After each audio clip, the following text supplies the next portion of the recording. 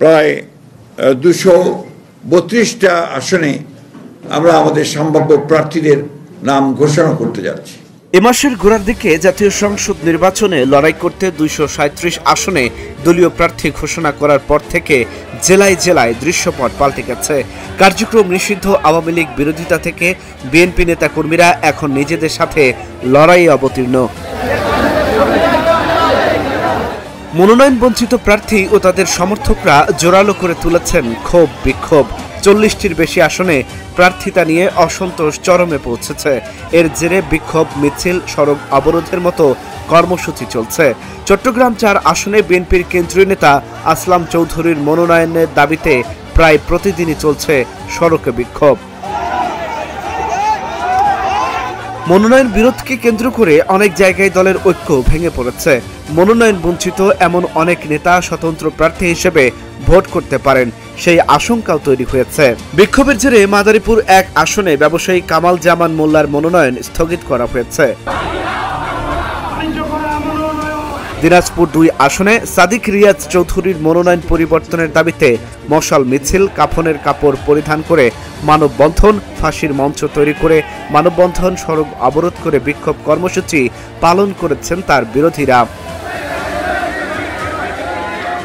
বলতে গেলে এই বিরোধ সামলানো এখন বিএনপির জন্য বড় চ্যালেঞ্জ হয়ে দেখা দিয়েছে। বিএনপির মহাসচিব মির্জা ফখরুল ইসলাম আলমগীর সহ সংশ্লিষ্ট এলাকার দায়িত্বশীল নেতারা বিক্ষুব্ধ নেতাদের ঢাকায় ডেকে বোঝানোর চেষ্টা করছেন। কারো কারো সঙ্গে ভারপ্রাপ্ত চেয়ারম্যান তারেক রহমানও কথা বলছেন বলে জানা গেছে। তারা দলের ভাবমূর্তি ক্ষুণ্ণ হয় এমন কর্মকাণ্ড না করতে তাদের নির্দেশনা দিচ্ছেন। মনোনয়ন বঞ্চিত অনেকেই প্রয়োজনে জরিপ করে মনোনয়ন পুনর্বিবেচনার দাবি করছেন। অনেকেই বলছেন বিএনপি এখন যে কাজগুলো করতে পারে, কেন্দ্র স্থানীয় সংযোগ পুনরুজ্জীবন। বিএনপির সাংগঠনিক দুর্বলতা প্রকাশ পাচ্ছে এসব বিদ্রোহে। তাই কেন্দ্রীয় নেতাদের স্থানীয় ইউনিটগুলোর সাথে দ্রুত যোগাযোগ স্থাপন করতে হবে। ক্ষোভ প্রশমনে তাৎক্ষণিক মানবিক যোগাযোগকে গুরুত্ব দিতে হবে। যুক্তিসঙ্গত ও স্বচ্ছ ব্যাখ্যা। মনোনয়ন বঞ্চিত নেতারা মনে করছেন তাদের প্রতি অন্যায় হয়েছে। বিএনপিকে তাই একটি মনোনয়ন ব্যাখ্যা সেল গঠন করতে হতে পারে। সম্মানজনক ভূমিকা তৈরি করা।